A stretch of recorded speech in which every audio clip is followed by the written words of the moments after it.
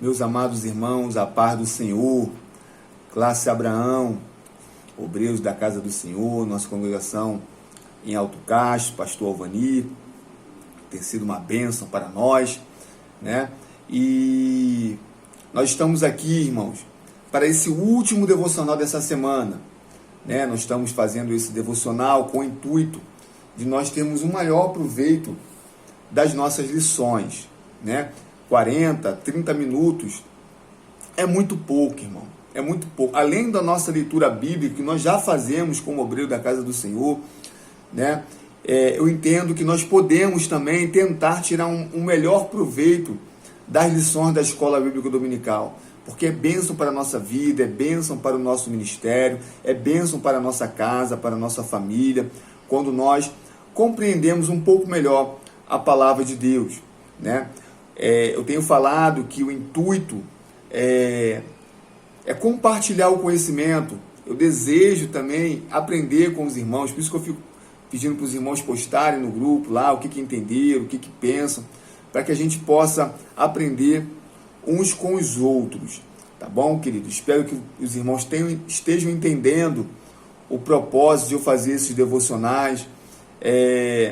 Não tenho muito conhecimento da palavra de Deus, mas o Senhor colocou no meu coração o desejo de compartilhar.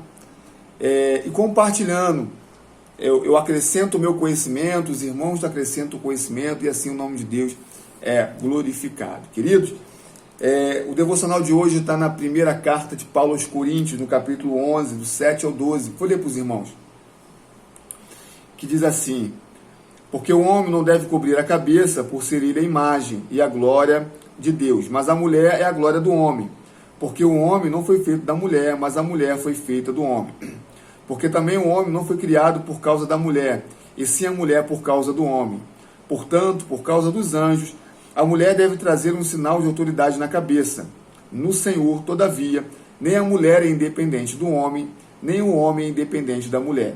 Porque assim como a mulher foi feita do homem, assim também o homem nasce da mulher, e tudo isso vem de Deus. Aleluias. Querido, nós estamos encerrando a leitura bíblica complementar da revista Betel para a próxima lição, lição de número 3, que é o Criador se relacionando com o ser humano.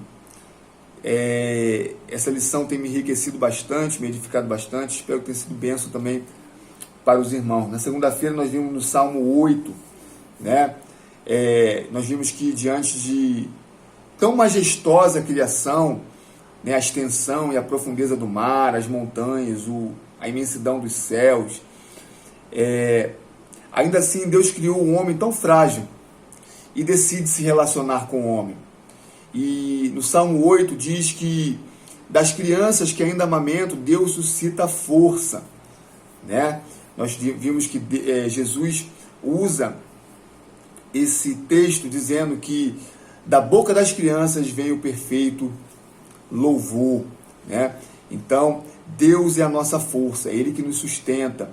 E comparando o homem com a imensidão da sua criação, foi em nós que Ele colocou a sua imagem e semelhança, e foi conosco que Ele decidiu se relacionar. Vimos na terça-feira, no Salmo 139, né? Que diz que do ventre da nossa mãe nós somos formados, né?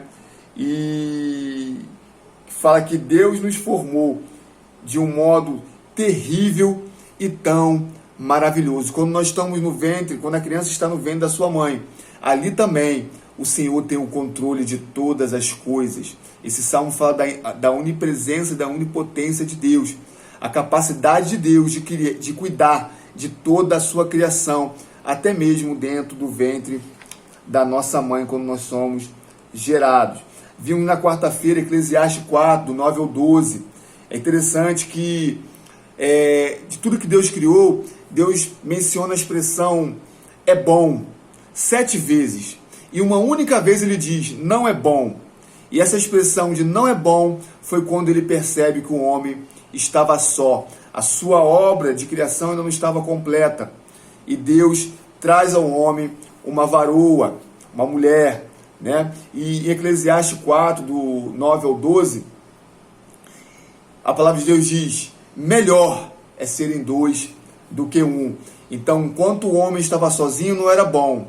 Mas a palavra de Deus diz que melhor é serem dois do que um. Vimos também a genealogia de Jesus Cristo na quinta-feira, em Lucas, capítulo 3, do 23 ao 38. E vimos que quando Deus forma Adão, né, ele forma a imagem e semelhança porque ele o forma como filho, né? E vimos também no devocional de ontem, em Atos dos Apóstolos 17, 24 ao 28, que Deus está perto de nós.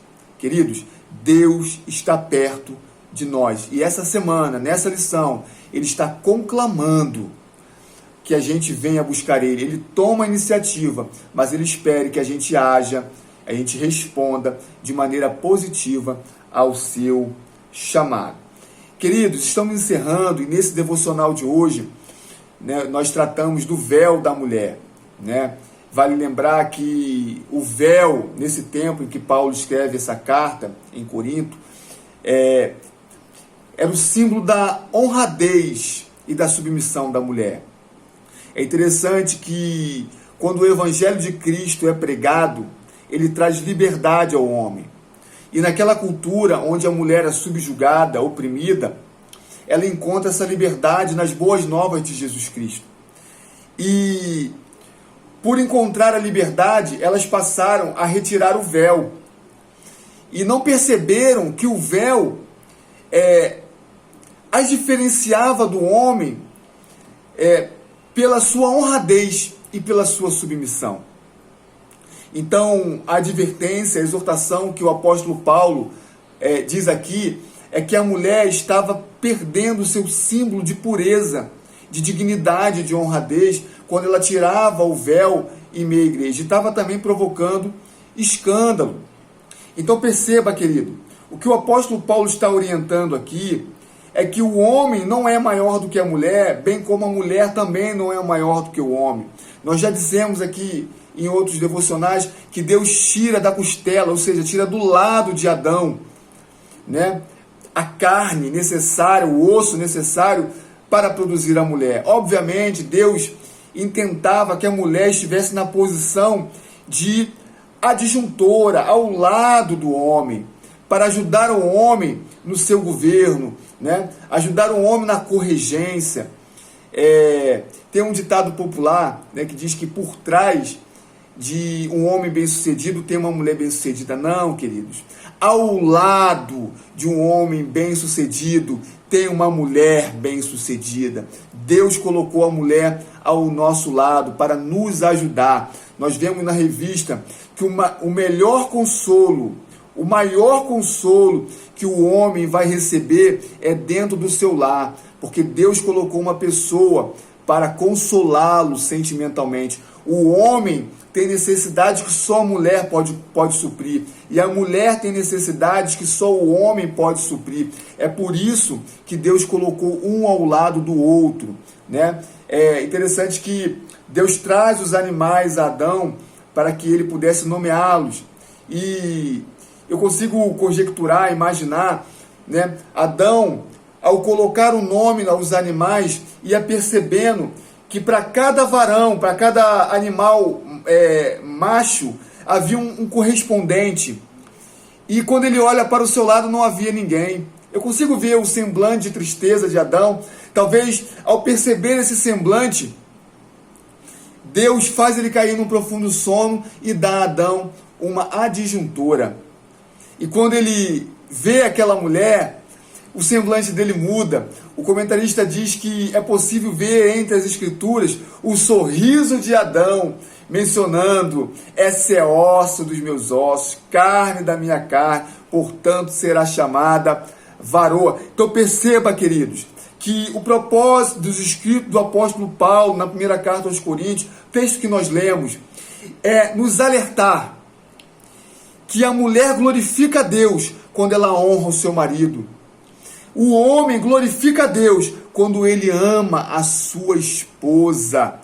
Porque assim como Cristo se entregou à igreja, assim como Cristo amou a igreja, o homem deve amar a sua esposa. E a esposa tem que se submeter ao seu marido, honrar o seu marido, porque assim ela está glorificando a Deus. O homem não é maior do que a sua mulher, a mulher não é maior do que o homem, mas cada um recebeu do Senhor a sua função. Assim como nós vemos nas 3 pessoas da Trindade Santa, é um único Deus, manifesto em 3 pessoas distintas. Então, o filho se submete ao pai quando ele desce para cumprir a sua função no plano de salvação. O Espírito Santo atende ao mandado do filho, descendo para poder auxiliar a igreja, né? E assim, o plano de Deus vai se cumprindo. Da mesma maneira, Deus deu a mulher ao homem, para que junto eles fossem uma só carne, mas o homem exerce o papel de cabeça e a mulher se submete ao homem, cumprindo essa linda missão de corregência no plano de Deus. Aleluias! Louvado seja o nome do Senhor. E isso tudo é louvável a Deus. Que essa palavra possa entrar nos nossos corações com o poder e autoridade de modificar a nossa mente, para que nós possamos atentar para as necessidades das nossas esposas, da nossa varoa, né? Sendo compreensível, um bom esposo, respeitoso, honrando ela. Sabe quando nós honramos a Deus? Quando nós respeitamos nossas esposas, né? Sendo um marido digno, né? Honrando ela, não olhando para outra mulher na rua, né? Honrando ela, dando bom testemunho do nosso casamento. Assim também o nome do Senhor é glorificado. Que Deus possa nos continuar nos abençoando, meus irmãos. Isso tudo foi para nós entendermos que o nosso Deus, ele é relacional. Ele quer se relacionar e ele quer que o homem se relacione com o seu próximo. Só teremos um relacionamento saudável com a nossa família, no nosso trabalho, na nossa igreja, se nós tivermos um relacionamento saudável com o nosso Deus. Que Deus continue nos abençoando, nos dando um sábado abençoado de descanso, uma santa ceia maravilhosa e abençoada e um culto maravilhoso. É o desejo do meu coração para todos os irmãos. Que Deus continue nos abençoando no nome de Jesus. Fique com Deus e na paz do Senhor.